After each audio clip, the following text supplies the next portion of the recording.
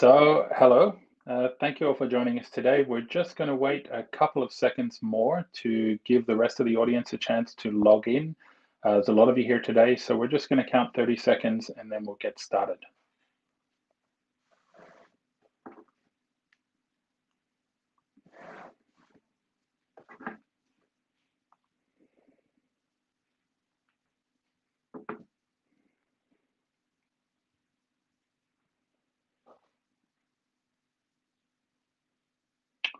Okay, so it looks like a lot of people are logged on now. So hello, and thanks for joining us. My name is Dylan Kassane, and I'm on the marketing team here at Witekio. Along with our good friends from Synacktiv and the Internet of Trust, we're very happy to welcome you to IoT Device and Security, 3 Steps to Meet Your Market. We've got a very full agenda today. So as we dive deep into what it means to add security to your device, I'm sure there's going to be a lot of questions. What does it cost? How long does it take? What should be top of your security agenda? And what can be safely pushed to the side? Now, these are the sorts of challenges that anyone in charge of securing an IoT device is familiar about. And there's not always a really obvious solution. Unlike for the data centers of the world or IT, there's no single ISO or SAE standard that you can rely on or point you in the absolute right direction. Instead, what we find is a real patchwork of certification and regulations. It's really just a wild west out there. And product managers are faced with big decisions to make, but without the norms and standards to provide the sort of clarity and assurances that they need. Now, a lot of times, those project managers and product managers will end up opting for a really heavyweight solution, something tried, something tested, and approved for bigger or more powerful systems. There's no need to weigh down an IoT device like that, though, and really to use a hammer to kill a fly. There are options out there that are just as secure, but far more lightweight and far better suited to IoT devices and their particular use cases. These options don't need to mean low security. They mean the right security for the right device. And it's within reach right now with the right expertise, which is exactly what we're focused on for the next 40 minutes or so. Let me introduce you to the 3 experts who are going to show us the way today. First up, let me welcome Claire Loiseau, CEO of Internet of Trust. Claire, why don't you tell our audience who you are and what Internet of Trust is all about? Yes, hello everyone. So my name is Claire Loiseau and I'm CEO of Internet of Trust. Previously, I was CEO at Trust Labs, and which is now part of Thales Group. I am in the cybersecurity and certification business since over 20 years, and we are a team of experts in cybersecurity analysis and certification of embedded systems, smart cards, Internet of Things devices and systems, and network equipment. Our consulting activity is focused on driving you in the cybersecurity landscape and support our customer to improve their certification readiness. Perfect. Thanks, Claire. Next, I'm pretty happy to welcome Renaud Dibourget. He is the COO of Synacktiv. Can you tell us a little bit about yourself, Renaud? Yeah, hi everyone. So I'm Renaud Dibourget, and I'm currently the Chief Operating Officer at Synacktiv. So in short, Synacktiv is a French audit firm specialized in offensive security. My daily job is to lead the 4 main activities at Synacktiv. I mean penetration testing, reverse engineering, software development, and forensics. This represents more than 70 security experts. Before that, I spent more than a decade doing penetration tests and security audits, and I also led the penetration test team at Synacktiv during 2 years before becoming the Chief Operating Officer. Perfect. Welcome, Renaud. And finally, I'm pleased to introduce my Witekio colleague, Mark Baum, our VP of Engineering. Mark, why don't you pitch yourself and Witekio in just a few words? Yes. Hi, everyone. So Mark Baum, the VP of Engineering of Witekio. I've been designing IoT solutions for almost 10 years now. And now I work mainly on the security and quality aspects of Witekio.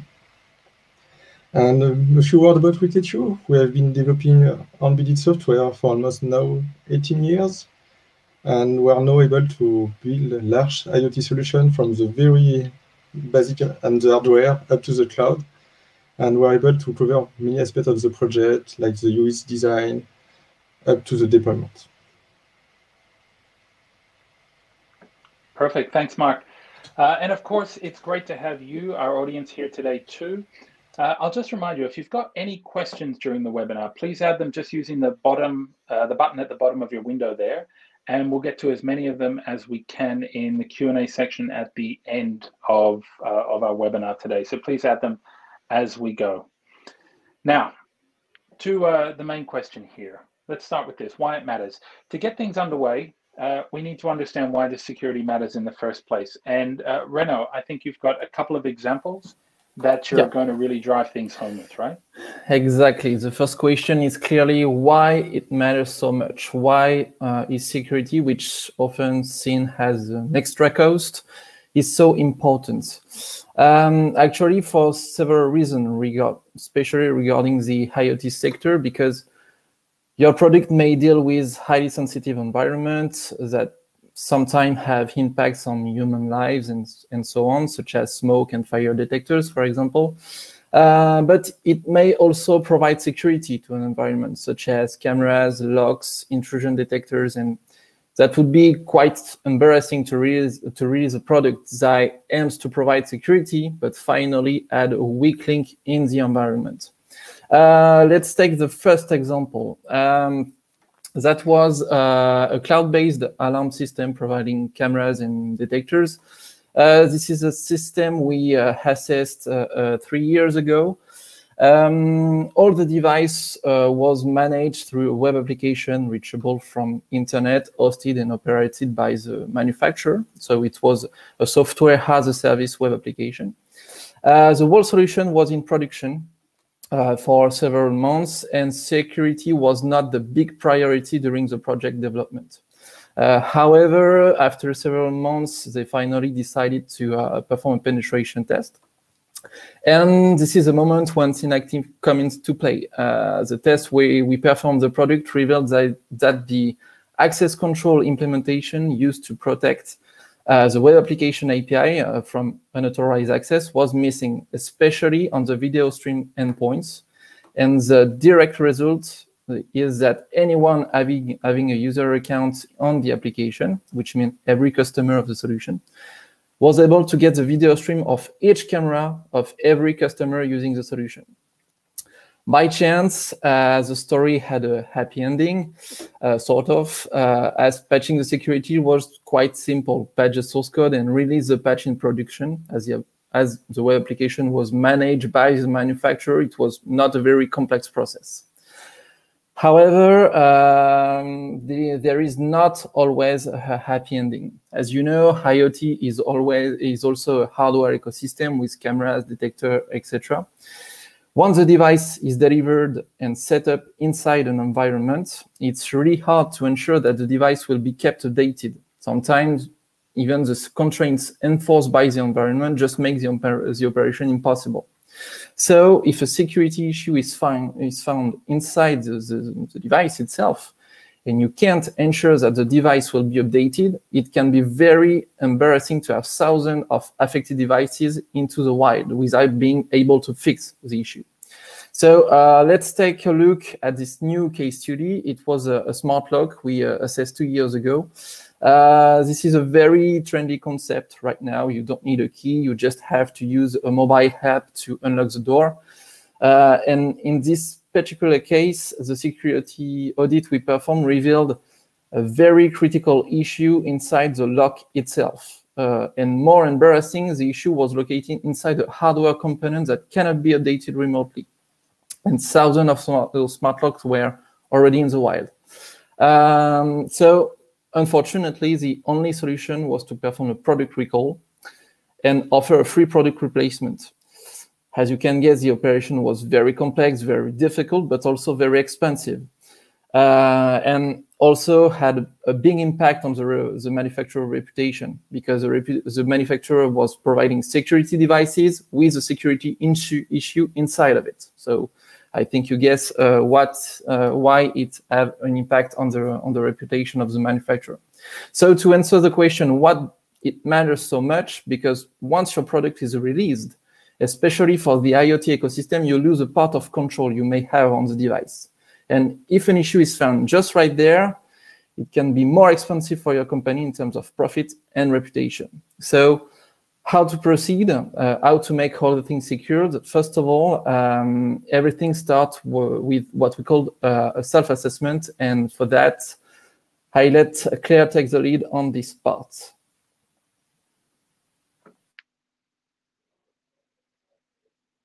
Yeah, so thanks, Renaud. Look, if that's why we need to consider security, I think you're right. That's where we have to start, is this idea of a self-assessment. Claire, can you walk us through what that actually involves? Yes. Well, we have decided to design a self-assessment to have a first snapshot of the topics that may have to be investigated. The idea is first of all to be able to understand why we do this assessment and what are the threats we want to protect against. So this assessment is composed of 33 practical questions, and which normally are quite easy to understand, perhaps less to answer, but the idea is really to have an idea of the maturity of your organization and your ecosystems in terms of security, your product life cycle, the design and the implementation of a product, and your product robustness. So this is for you to have a first identification of your goals, and also the resource you need to achieve these goals. So typically, we want to have a common understanding of what a cybersecurity assessment will be, and it is not very simple, but it is not so well. It is not just a question of putting a cryptographic algorithm. And it is quite simple in the sense that normally you have all the knowledge of a product and its usage and the goal you want to achieve. So this is a first status. This self-assessment is available on the Witekio website.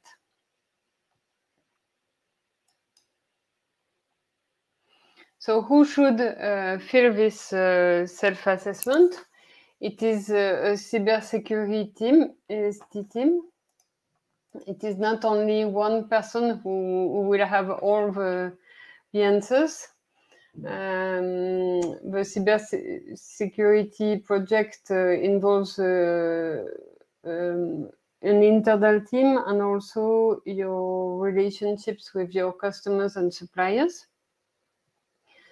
This is to ensure that all the objectives of the marketing, legal, organizational, and technical department are met. And also, it is not a one-shot project. It covers the product from its inception to its end of life. So after the deployment, the development, the production, and the deployment, vulnerabilities shall be monitored, and the product may be updated and decommissioned.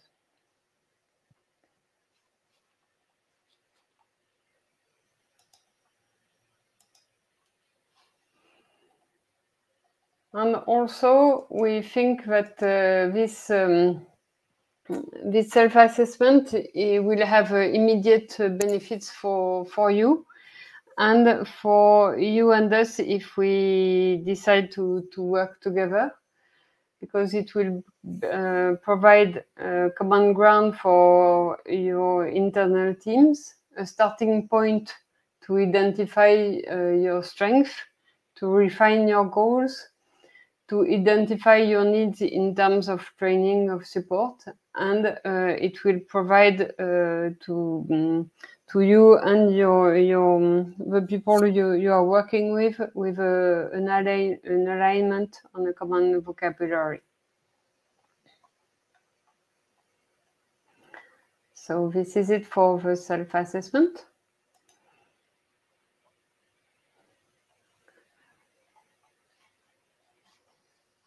Thanks, Claire. I'm not going to let you go just yet. We're really getting to the meat of the webinar now, and the 3 key steps that we have to work through in order to meet our market. Following on from that self-assessment, the first step is going to be the audit. So Claire, I'm going to hand it back to you because you're the expert there. Can you walk us through the audit stage? Yeah.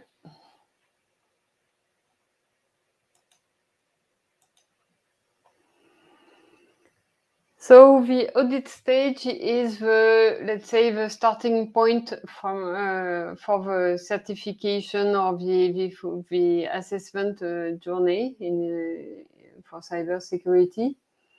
So,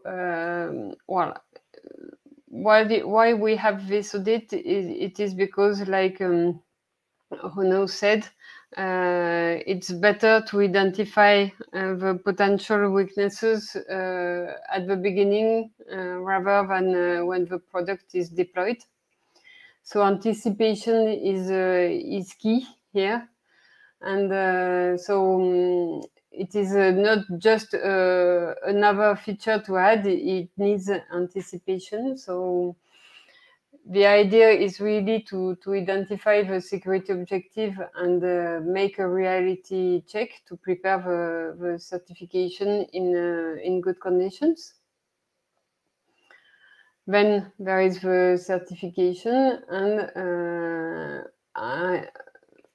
then there is an adjustment of a security target and potentially of a product. Then you have a third-party check, and you obtain a certificate if you need to. And then there is a step of updating according to discovered or published vulnerabilities until the end of life of a product. So here, the audit will concern only the 2 first points that I described here.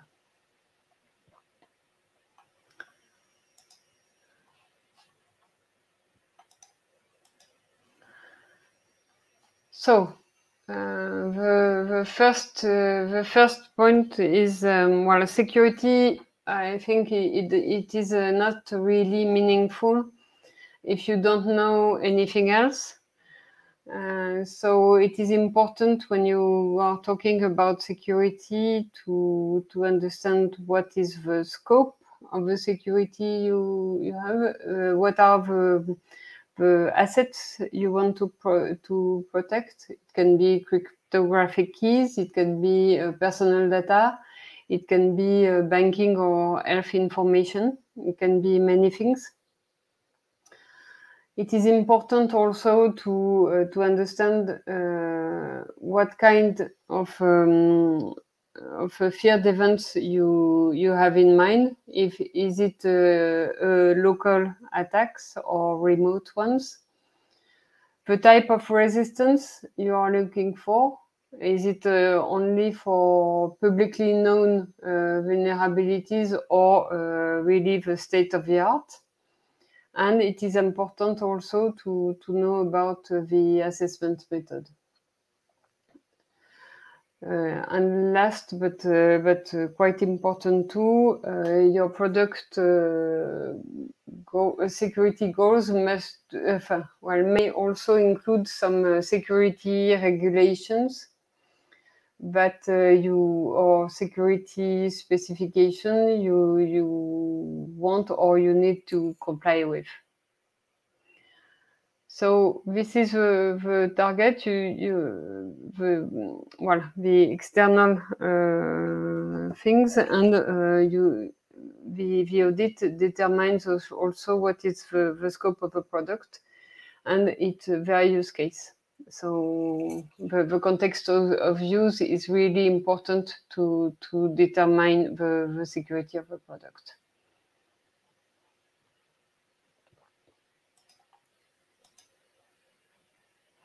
So once the target is defined, we know against what we should have a security assessment. So the idea is to, in the gap analysis, is to have a rough idea of the correctness and the robustness. If the correctness and robustness criteria will be met. So the inputs are the theoretical security target. It is a list of requirements and an evaluation level. Some documentation and the product sample. So for the correctness, we will challenge the threat model, the security architecture, and the documentation completeness, consistency. And the robustness will be about the evaluation of the product and its resistance against selected attacks.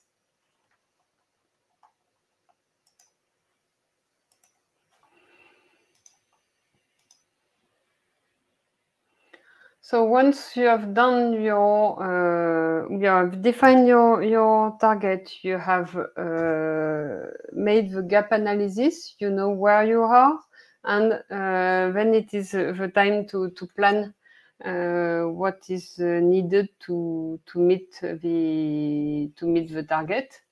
And so perhaps you will adjust the target if the perimeter or the business level.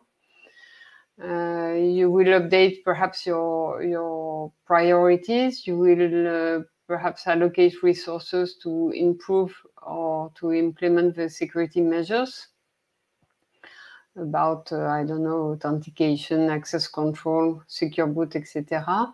And you may have to complete and check the consistency of your documentation.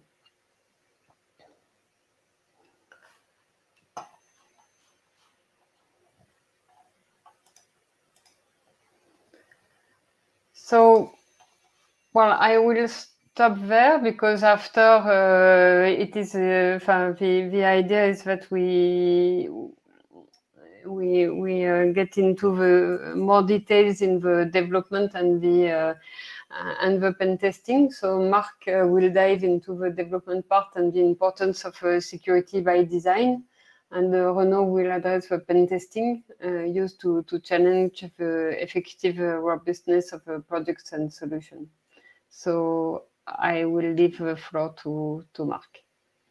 That's perfect, Claire. Claire, that's just great. So Mark, to really set the scene for you, we've done a self-assessment, we've done an audit, but really we have to build in that security as we go. Can you really walk us through the theory and the practice of security by design? Okay, let's.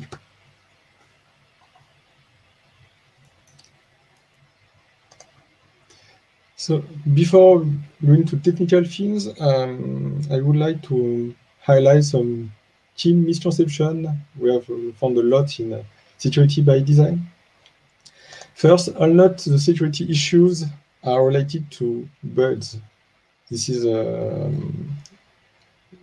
important to mention because if we take a citation from McGraw, which has written a book called Software Security, roughly half of the security issues are coming from bug.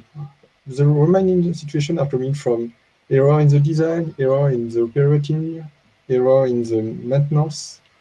So you have really to take an exhaustive approach to fully secure your solution. And an important point is that you have to do that as early as possible. It's a win-win situation. You will be able to have a better understanding of your system, but it will also cost less to you. It is the same for our bug. I mean, if you try to refactor or fix a bug late in production, the price is quite huge. So you have really to catch earlier any security issue as well. And sometimes for things like that, we put a lot of hope in the tools. Yes, for sure, the tools are really helpful. They can automate a lot of things. They can do much more than humans. But for mathematical reasons and for technical reasons, sometimes some part of the security are still out of their scope. So if we go back to human resources, we have now VNV teams that are doing quality and validation, but they are not really at ease with security that require a different mindset. You really have to have dedicated people to do security pen testing. So here I paint a bad scene of the design, but let's see if there is any hope there. So first of all, as in any project, you don't have infinite resources to protect your solution. You have to prioritize what is important and put the effort in the right places. And here, the previous audit mentioned by Claire is really helpful. You know where you are, you know where you want to be tomorrow. And thanks to this vision that you can share with the different stakeholders, you are able to build your solution. It's really important to have this vision because you will have to do some trade-offs, some tough decisions in your project lifecycle. And you want to be sure that everyone understands why. One common issue we have found at Witekio in our different projects, it's the capacity, the security capacity of the device. Sometimes a small chip in your device can change the life of all the developers, but you have to pay the extra cost for that. So few dollars there can have huge consequences for all the development team. Another important thing to keep in mind is IoT is really heterogeneous, as mentioned earlier in this presentation. We don't have magic conclusion to draw that can be applied everywhere. Let's take the example of a medical device. Maybe the device have to run whatever happened in the cloud. And here you have to put your effort on the device to be sure that it is reliable and the cloud is less important. And sometimes you have the complete opposite situation. Here, the device is just a sensor that measures the pressure, the temperature. By itself is not really a valuable asset. But if you know all the assets of your plant, you can guess how for example, the chemistry plant is working. And now suddenly the cloud is really important because all the knowledge of your system is there. So maybe you don't want to protect a lot the device, but put your effort in the cloud part. And finally, something really important to keep in mind about how to protect things, you have to keep in mind that security is not a one-shot things. You have to ensure that your system will evolve in the time. So yes, of course, this implies technical things that you are able to update your device, your application in the cloud, but you are also able to deal with the new knowledge, with the new security issues. So you have to be active on the technological way, you have to watch for CVEs. So the effort is not just technical, there is also an organization behind that. So when it comes to successfully manage your project in a secure way, we can only advise you to follow SDL framework, which means software development lifecycle. They are there for now almost 20 years, starting with Microsoft around 2000. And they are really important because they store all the knowledge we have discovered in how to protect a solution. What is really interesting is Microsoft put a lot of effort to share that. So you can find all the information from Microsoft in their website. And recently, they offered a new update of their SDL framework with a more oriented IoT point of view. So here on the screen, you have the latest version where you see there are a lot of things related to IoT with a strong focus on the device and how to update it. So I can only advise you to take a look at that before starting your project. Two things I will really want to highlight on most of the framework you will find in most of the SDL framework you will find. They don't start just at the design stage. Every time you have a training part. This is really key. You can't expect engineers to guess what they have to do. You have to train them, to sensibilize them, so they have good habits. They understand why they have to do the different activities. And don't forget this step. And another important thing about this framework, again, they are here to store knowledge, like the standards you can find in other industries. And every time you will take a shortcut here by, for example, bypassing an analysis because it's too expensive or not doing the review as expected, be sure that something will go wrong later because you don't catch up as early as expected the issues. An interesting feedback from Witekio on this point, this framework were quite good for waterfall lifecycle. And after developing several IoT solutions at Witekio, we have now ready to tweak this framework from a more agile approach. So we have combined both agile approach and SDL framework into a single one. So don't hesitate to ask us about that. We'll be really happy to share more about it. And about security by design, I would like to highlight some principles. I won't cover all of them today, don't worry.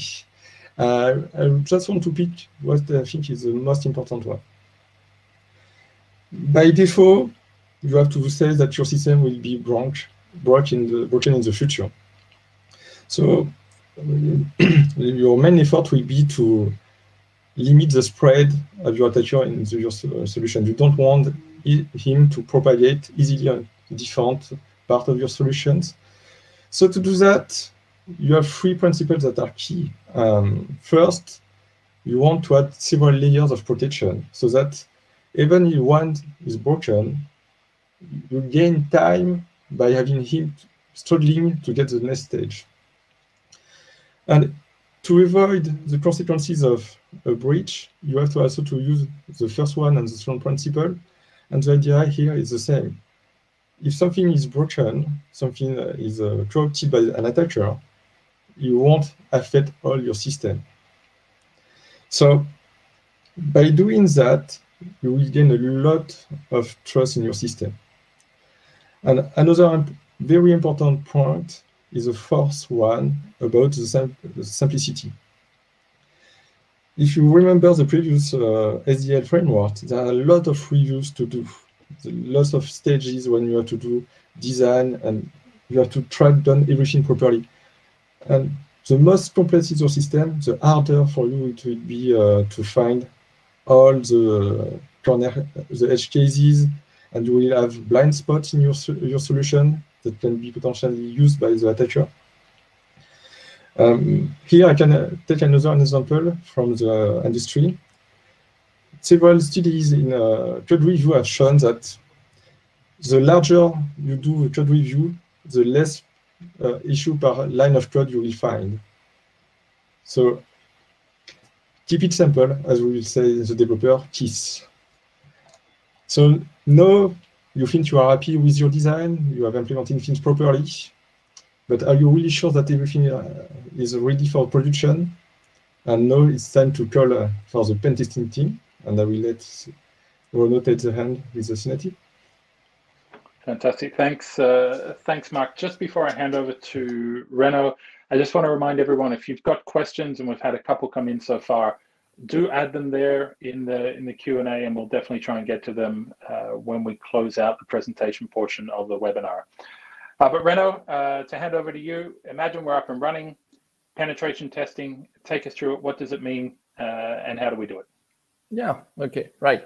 Yeah, now it's time to check that your product is well secure by performing a penetration test. So I think the first question, of course, is what is a penetration test, or a pen test, to make it short? To better answer this question, let me reverse it and ask why is not a penetration test.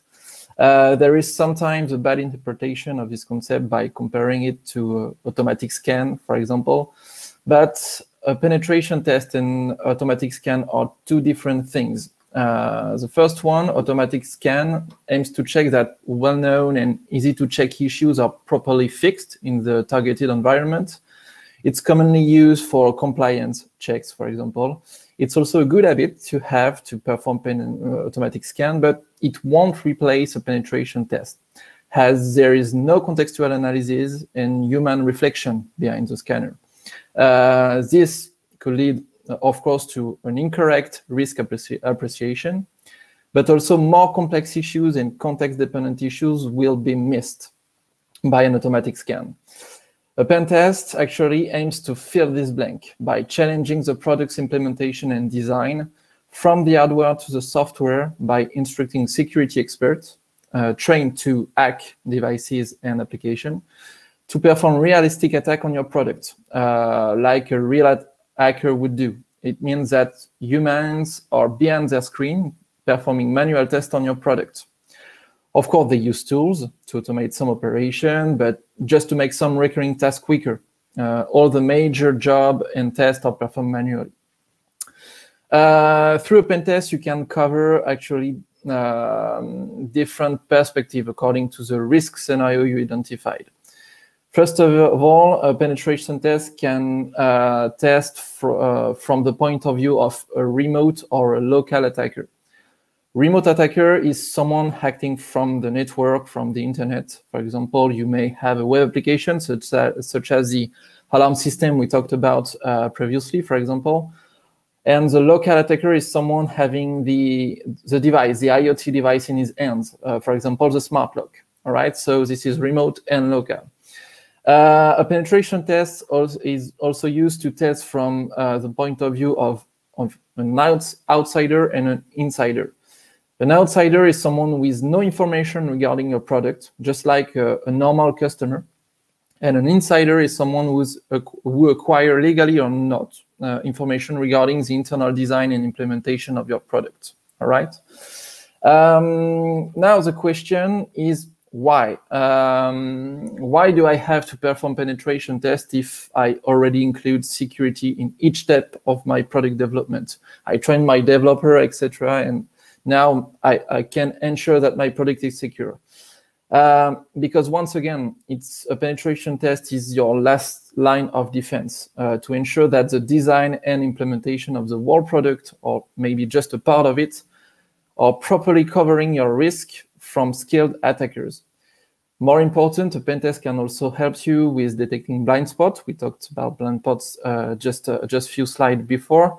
Even if you try to do security at each step of your product development, your architect, your developer, and yourself are not hackers. This is not your job. You don't, of course, you don't know all the tips to hack a system.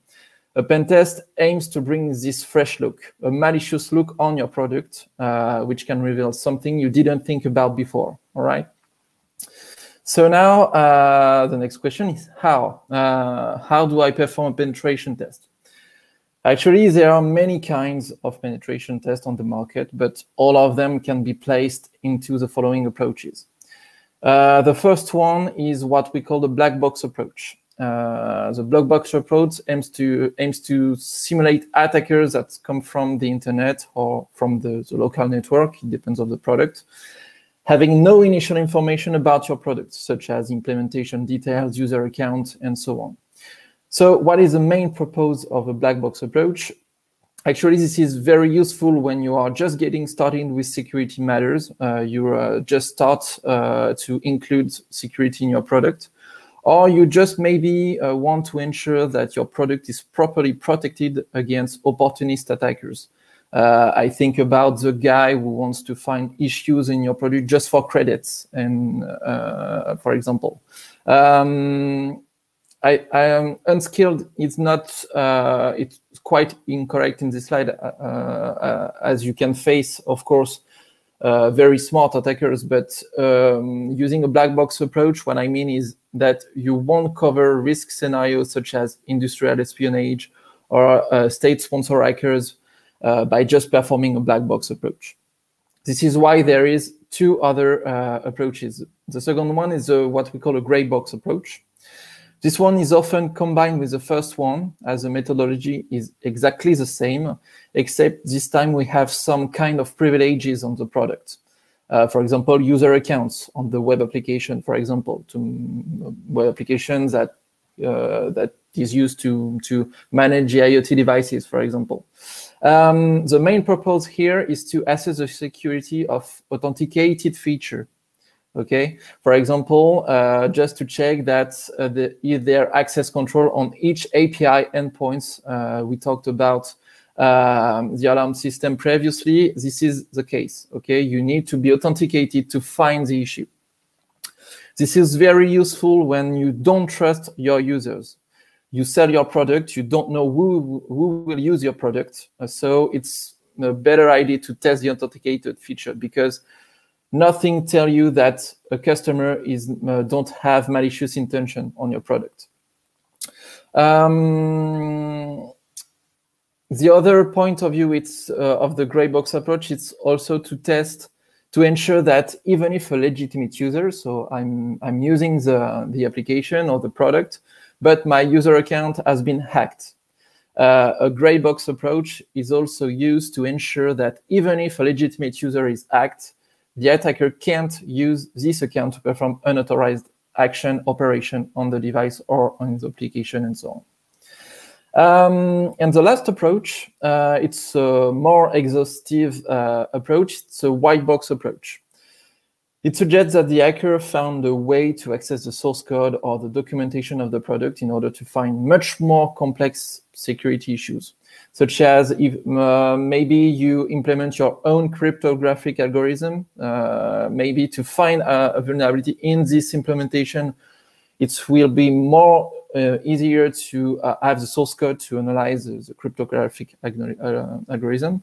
It can be also used to detect issue in the boot chain of your IoT devices, and so on. This approach is very useful when you are already engaged in security matters for a while and the previous audit didn't reveal serious issues. It's also provide a better exhaustiveness. So if your product provides very sensitive feature for the environment in where the device will be installed and set up, it's highly recommended to perform a white box approach. Now, the last question is when? When do I have to perform a penetration test? There is no right answer to this question, as it depends on several factors. The first one is the product complexity, sensitivity, and maturity. If your product is complex in terms of feature or provide very sensitive features, it's highly recommended before to perform an architecture and documentation review in order to detect blind spots in the design itself before starting the implementation, because it will be much more expensive if we found a design issues after the implementation started. After that, it's also recommended for very sensitive product to assess each feature and include an audit after each development cycle to assess the implementation of each new feature. And finally, and this is highly recommended for every product, it's at least to perform a penetration test on the whole product just before its release, to assess the product in its entirety and ensure that no security holes that cannot be maybe seen before because we need the whole product to trigger the issue. So this final audit aims to detect that kind of security hole. And the second factor is the financial investment you want to put into. Doing security have a cost, but this cost can be adjusted regarding the complexities and sensitivity of the product. But at least, as I said, it's highly recommended to perform a penetration test at least before the product release. And more globally, every time you release a new feature during the product lifecycle. And I think that's a perfect transition for the last part. And Dylan, I let you take the lead on the final part. Fantastic. Thanks, Renaud. You know, the focus so far in the webinar has been on what to do and how to do it.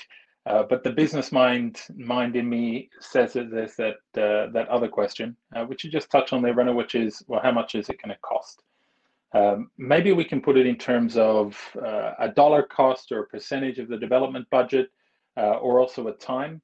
But if I start with you, Claire, when it comes to performing an audit, what sort of cost are we looking at in terms of time and budget? Well, for the audit, well, which is setting the security target and make the gap analysis, the objective is not to do all the work, but to de-risk the process, so to have a first idea. And I would say, if it is not yet defined, it is about well, about 5 to 10 days of workload, and it lasts about 1 month, because usually all the people are not available at the same time, and there is sometimes some consistency check to make. So. Okay, that makes sense. Mark, security by design, I guess we can't talk about a dollar amount, but can you talk about how it impacts the budget overall of a development project? So yes, again, the scale of NPAT is quite different between a simple securitization of a small product to data ready certified at the end. You will not have the same amount of effort by the different team. But yes, you have to take into account during the design that you have to do extra activities, you have to do more traceabilities, the documentation must be really kept updated and so on. And step by step, you are asking more to the development team, to the design team, the validation team. So overall, we estimate, depending on your needs, that between 5 and 20% of overhead costs are expected for a secure development lifecycle. And finally, to you, Renaud, when it comes to the pen testing, what are you going to charge me for that? Actually, in terms of time, penetration test by itself didn't cost significant extra time for your company, as you delegate the job to an external company. But just to give you an idea, on average, a startup package is around 40 man-days of effort performed by the external company. But what can be very time-consuming for the company is dealing with the audit outputs. And this will depend on what we found during the assessment, the number of issues, and also the remediation complexity. Some issues are very complex to fix. For example, a design issue detected too late, for example, will cause you a significant extra time. In terms of cost, actually in this kind of industry, the more we work, the more the price increase. And it's pretty hard to give you a precise answer, but the main factors that determine the number of man-days, for example, it's a project complexity. For example, a Bluetooth speaker versus a full integrated alert system. We didn't spend the same man-days, and the project sensitivity. If the project implements very critical feature, is highly recommended to be more exhaustive, so perform a white box approach, which is more expensive. But if your project doesn't implement a very sensitive feature, maybe you can switch on the black box and gray box approach, which is less expensive. But as I said, on average, the starter package is around 49 days. And just to give you an idea, a day of work is nowadays charged between $1,000 and $1,200. It's around, this is the common price in the security industry. Yeah. Okay, that makes sense. Now, like I said, we've had a couple of questions come in. We've probably got time for a couple more if there are a few that are coming in, so do send those through. The first is one that I can handle. Where can I find that self-assessment tool? Well, you can find it on the Witekio website, but what we'll do is make sure to include a link to that when we email out a replay of the webinar tomorrow. So you'll be sure to get a link to that self-assessment when it goes out. Second question, this one is really for you, Mark. Where can a team learn the security by design principles? Is there a certification? Is there somewhere they can go to learn it? So you won't have a unique source of inspiration, but Microsoft is providing nice authentication things about security, like the SDL, with lots of details on the different activities and what to do.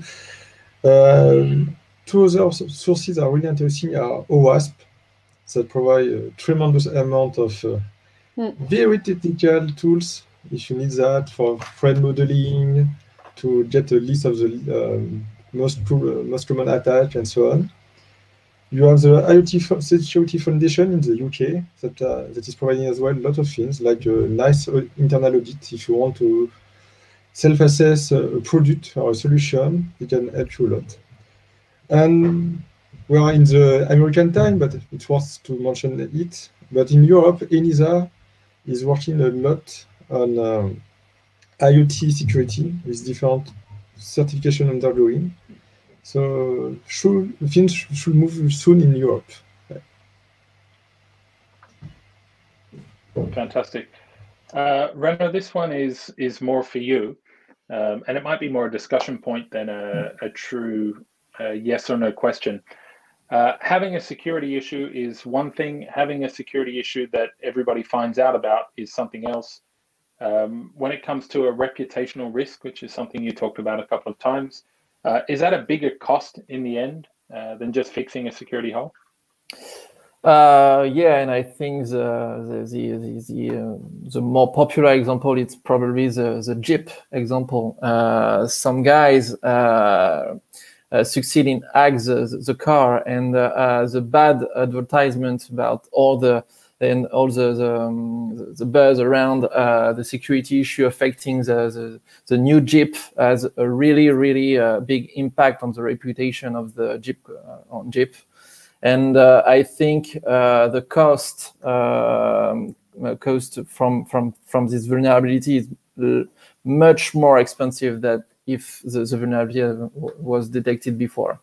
So yeah, the cost on reputation is bigger. Yeah. Claire, when it comes to audits, do audits always have to be outsourced, or do you recommend that they're always outsourced to catch all of those security details? Well, I recommend to outsource it if a company does not have the resource to do it. But well, it can be done internally. In fact, there are lots of aspects to look at. The technical ones, but also the legal ones, and sometimes it is, I think it is better that some identified persons do it, whether they are in the company or outside, but a dedicated team. Okay. Thank you. And the last question that I've got here, and maybe it's a link somewhere between Mark and Reno, is penetration testing part of security by design? I I would say yes, for sure. When you design a product, you will have some security requirements beside your features and other non-functional requirements. And you can't test them just as standard requirements. You want people with the right mindset, with the right skills and tools to really challenge that. And here, yes, this is another world, and penetration companies are really, really helpful. I don't know what you think Renaud, about you that, agree, Renaud? right? I agree. Penetration test actually is, for me, just a tool to use to implement security by design. So it's just another tool in the tool set. Fantastic. So there are all the questions that we had come in. Of course, if you want to ask questions of our guests after the webinar, you can always follow up with them via their websites and on LinkedIn as well. We're coming right up on time, so we will have to finish up. I really want to thank our guests today, Claire, Renaud, and Mark, and of course, thank you for attending our webinar. Keep your eye on your inbox. In the next day or so, you'll receive a email from us with a link to the replay, a link to that self-assessment as well.